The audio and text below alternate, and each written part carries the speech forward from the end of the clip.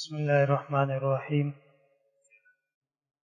سوال پوچھا ہے کیا محرم عورتوں کا تبلیغ میں جانا درست ہے یا نہیں؟ اصل میں جو خواتین کا تبلیغ میں جانا ہے یا نہ جانا ہے، یہ مستحبات یا نوافل میں سے کہہ لیجیے اس کو، اور خاتون کا اپنی پردے کا خیال رکھنا، اپنی عفت اور پاک دامنی کا خیال رکھنا، یہ اس کے لیے فرائض میں شامل ہے۔ اگر کوئی شخص ایسے نوافل یا ایسی عبادت کی کوشش کرتا ہو کہ اس کے فرائض میں خلل آ رہا ہو تو یہ اس کے لیے جائز نہیں ہے۔ یہ معتزلہ کا مسلک اور ان کا موقف ہے کہ جب وہ ایک عبادت کرنے لگتے ہیں تو دوسری عبادت اس میں فرائض بھی چھوٹ رہے ہوں ان کو کوئی پرواہ نہیں ہوتی۔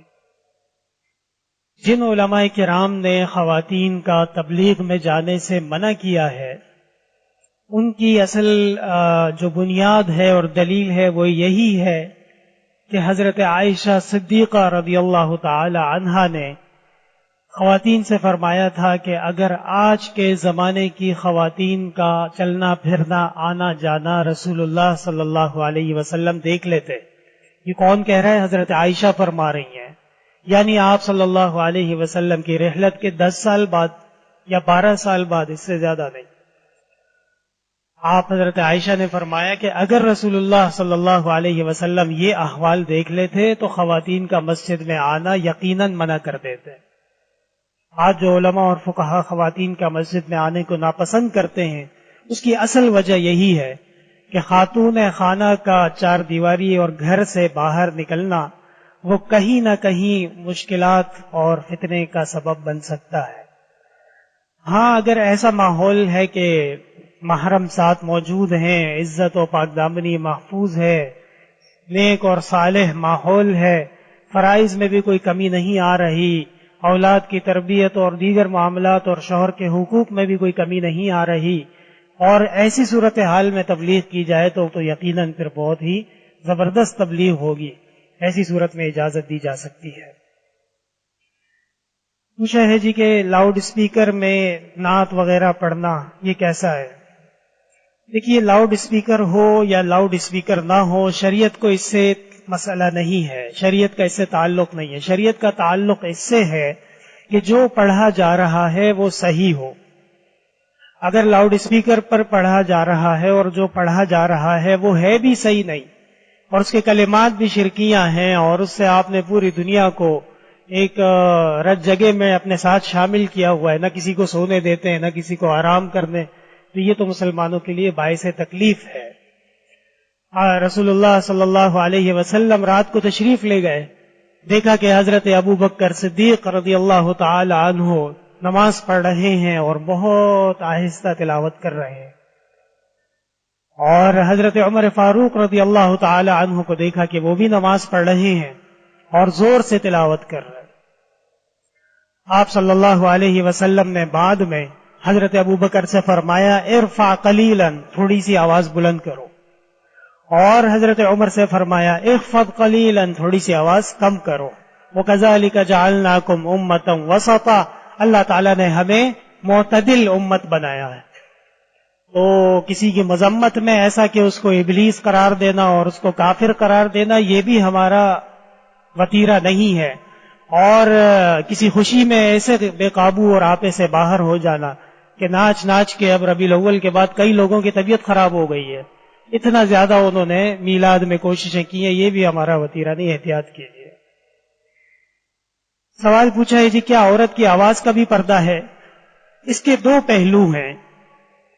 اگر فتویٰ لیں گے کسی بھی مفتی سے تو فتویٰ آپ کو یہی ملے گا کہ عورت کی آواز کا پردہ نہیں ہے۔ علامہ شامی رحمۃ اللہ علیہ نے فتاوی شامی میں، اور اسی طرح 400 فقہاء کرام نے فتاوی ہندیہ میں، قاضی خان نے مرقات، ملا علی قاری نے مرقات میں، یہ سارے بڑے بڑے علماء ہیں اور شریعت کے ائمہ ہیں، انہوں نے فتویٰ اسی بات پہ دیا ہے کہ خاتون کی آواز وہ اس کے چہرے، اس کے جسم کی طرح سطر نہیں ہے، لیکن خاتون کی آواز بغیر ضرورت کے استعمال اس کا یہ بھی جائز نہیں ہے۔ برائے ضرورت وَإِذَا سَأَلْتُمُوهُنَّ مَتَاعًا فَاسْأَلُوهُنَّ مِنْ وَرَاءِ حِجَابٍ، اور اے صحابہ جب آپ امہات المؤمنین سے کوئی بات کرتے ہیں تو پردے کے پیچھے سے کیجیے. قرآن کی آیت ہے. پتہ چلتا ہے کہ احتیاط ضروری ہے، البتہ آواز کا سننا کان میں بالکل حرام ناجائز سمجھ لینا یہ درست نہیں ہے. ایک شخص نے حالت جنابت میں نماز پڑھا دی، اب بعد میں خوف ہو رہا ہے اور مقتدی کا معلوم بھی نہیں ہے. یہ مسئلہ مشہور مسئلہ ہے کہ اگر خدا نہ خواستہ کوئی مسلمان ایسی حالت میں نماز پڑھا دے کہ اس کی نماز نہ ہوئی ہو تو اس پر حتی الوسع جہاں تک اس سے ممکن ہو وہ مسلمانوں کو اطلاع دے دے کہ فلاں نماز جو آپ نے پڑھی تھی وہ نماز میری ابتدا میں نہیں ہوئی، لہٰذا وہ نماز ذمے پہ باقی ہے، اس کو دوبارہ ادا کر لیا جائے. جن لوگوں کا پتہ نہیں چلا ان کی نماز ہو گئی. بعض لوگ ایسے ہوتے ہیں کہ وہ بضد ہوتے ہیں کہ نہیں جب تک ایک آدمی باقی ہے اس کا پتہ کرو، اور جو میت ہے جا کے اس کا فدیہ نہیں، اس کی اجازت نہیں. بس اتنا کافی ہے کہ مسلمانوں کو حتی الوسع اطلاع دے دی جائے کہ فلاں نماز جو ہوئی تھی اس میں وضو صحیح نہیں تھا، غسل صحیح نہیں تھا، دوبارہ پڑھ لی جائے اور توبہ استغفار اس کے ساتھ کر لیا جائے، تو بس اتنا کافی ہے. الحمد للہ رب العالمین، لا الہ الا اللہ وحدہ لا شریک لہ، لہ الملک ولہ الحمد وہو علی کل شیء قدیر. اللہ تعالیٰ مسلمانوں کی دعائیں قبول فرمائے، جو پریشان حال ہیں ان کی پریشانیاں دور فرمائے، جو بیمار ہیں اللہ تعالیٰ صحت کاملہ شفا عاجلہ عطا فرمائے. ہمارے کچھ بھائی ہیں، دوست احباب ہیں جنہوں نے دعاؤں کی درخواست کی ہے، دعا فرمائے اللہ تعالیٰ دعائیں قبول فرمائے.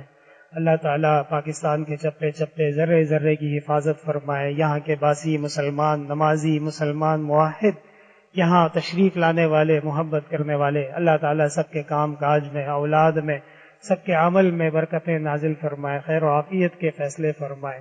مشکلات سے، آفات سے، فتنوں سے، سازشوں سے، مصائب سے اللہ تبارک و تعالی ہماری آپ کی سب کی حفاظت فرمائے. جامعہ ربیہ احسن العلوم، جامعہ احسن المدارس، جامعہ احسن الدراسات، جامعہ احسن المقاصد، جامعہ عثمان، جامعہ مفتی محمود، جامعہ امام ابو یوسف، سب کے لیے دعا فرمائے. اللہ تعالیٰ ان اداروں کو دن دگنی رات چگنی ترقیات نصیب فرمائے، کمی سے اور تنگی سے اور تنزلی سے حفاظت فرمائے، علمی عملی ترقیات نصیب فرمائے. صلی اللہ تعالی علی خیر خلقہ محمد وعلی آلہ وصحبہ اجمعین برحمتک یا رب. کچھ پرچیاں آئی ہیں، ان کا جوابات بھی سن لیجئے. ٹھیک ہے جی، اللہ تعالیٰ قبول فرمائے. دعاؤں کے